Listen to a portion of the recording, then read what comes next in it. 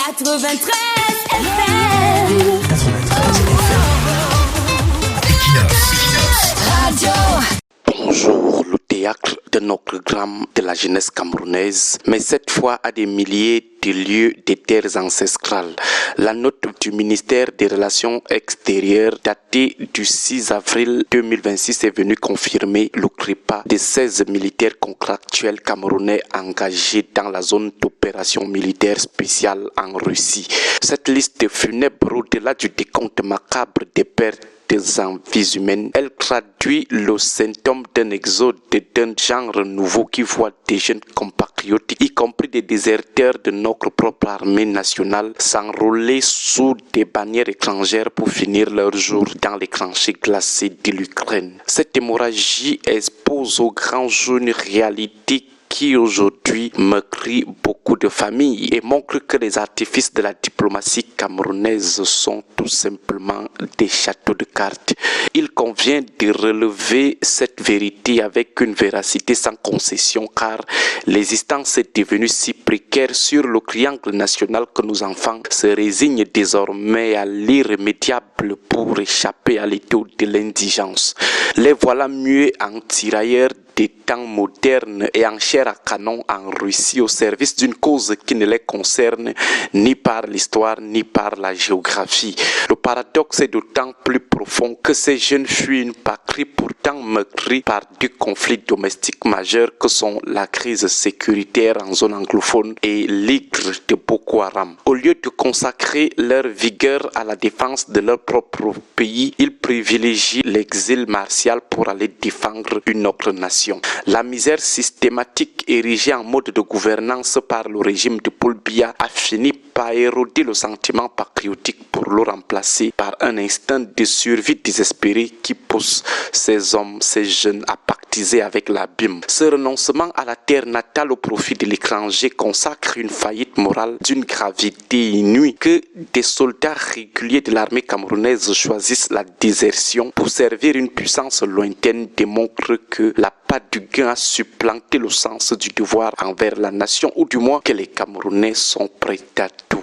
Le gouvernement se doit d'analyser ce paradoxe qui outrepasse la seule dimension pécuniaire pour atteindre les fondements même de l'appartenance nationale. Lorsqu'un soldat estime qu'il est préférable de mourir pour une solde étrangère plutôt que de protéger ses propres concitoyens, c'est que le contrat social entre l'État et sa jeunesse est irrémédiablement rompu. L'argent devient l'unique boussole dans un désert d'opportunités où l'avenir semble condamné par l'inertie et la déliquescence des élites. L'absence de tout mécanisme de protection pour ces jeunes vulnérables et enclins à la naïveté constitue un abandon dont la responsabilité est historique, la responsabilité de l'ogre de 82. Ces compatriotes sont la proie toute désignée des réseaux de recrutement occultes car la faim qui les tenaille les rend hermétiques au péril de l'engagement militaire en zone de haute intensité.